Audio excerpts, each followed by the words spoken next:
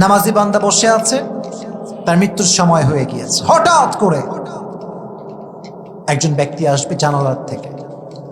ব্যক্তির চেহারা হবে সাদা, ধবধবে সাদা। তার ড্রেসটা হবে হোয়াইট ড্রেস, সাদা। সে হবে he will be look like a young. তার চেহারা হবে যুবকের মতো, বিশাল লম্বা দেহ নিয়ে আসবে। আর এত সুন্দর চেহারা তার হবে, নামাজি বান্দা দেখার সঙ্গে সঙ্গেই দেখবেন তার চেহারা একটা মুচকি হাসি বের হয়ে যাবে। সুবহানাল্লাহ, মন খুলে পড়তে হয় বগুড়ার ভাইয়া। মাঝে মাঝে ফেসবুকে তোমরা শহীদের লাশ দেখেছো? শহীদের লাশ দেখবেন, শহীদ মরে গেছে, বাট চেহারা একটা মুচকি হাসি এখনো লেগেই আছে। ভেবেছেন কেন এটা? কেন কখনো ভেবেছেন? কারণ সে মৃত্যুবরণ করেছে, সে এখন কোনো মুর্দা নয়। আল্লাহ বলছেন শহীদরা মরে গিয়েও জীবন্ত থাকে। সুবহানাল্লাহ পড়েন। এবং তারা হাসি কেন জানেন? তারা মৃত্যুর আগ থেকেই জান্নাতকে সচক্ষে দেখতে শুরু করে দেয়। নামাজি বান্দা দেখে খুশি হয়ে যাবে। যখন মালাকুল মউত তাকে ডাকবে, ডাক দিয়ে বলবে, ইয়া আইয়াতুহান নাফসুল মুতমাইন্না উখরুজি ইলা মাগফিরাতিল্লাহি ওয়া রিজওয়ানি।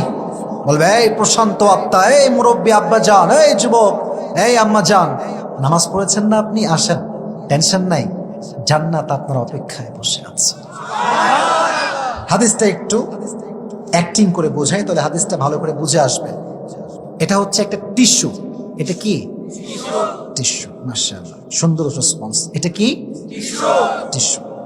আপনার রুহু তো নামাজি বান্দার রুহু, এটার দাম অনেক বেশি, অনেক বেশি দাম। আল্লাহ বলবে, এই খবরদার, এটাকে তুমি হাতে করে নিয়ে এসো না, খবরদার। তোমাকে আমি তার রুহুটা আনার জন্য জান্নাত থেকে একটা রেশমি রুমাল গিফট করে দিলাম। কাফাম মিন নাকফানিল জান্নাহ, হাদিসের ইবারত, কাফাম মিন নাকফানিল জান্নাহ ওয়া হানুত মিন হানুতিল জান্নাহ।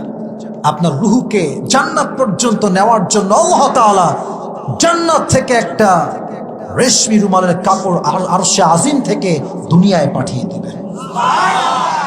নাও দ্য ডিসিশন ইজ ইয়োর্স। আপনি নামাজি হবেন কি হবেন না, এটা আপনার সিদ্ধান্ত।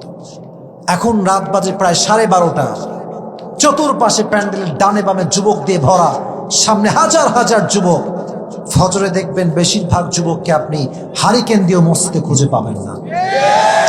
দেখবেন ইমাম আছে, মুয়াজ্জিন আছে, আর হাতে গোনা কয়েকজন মুরব্বী আছে।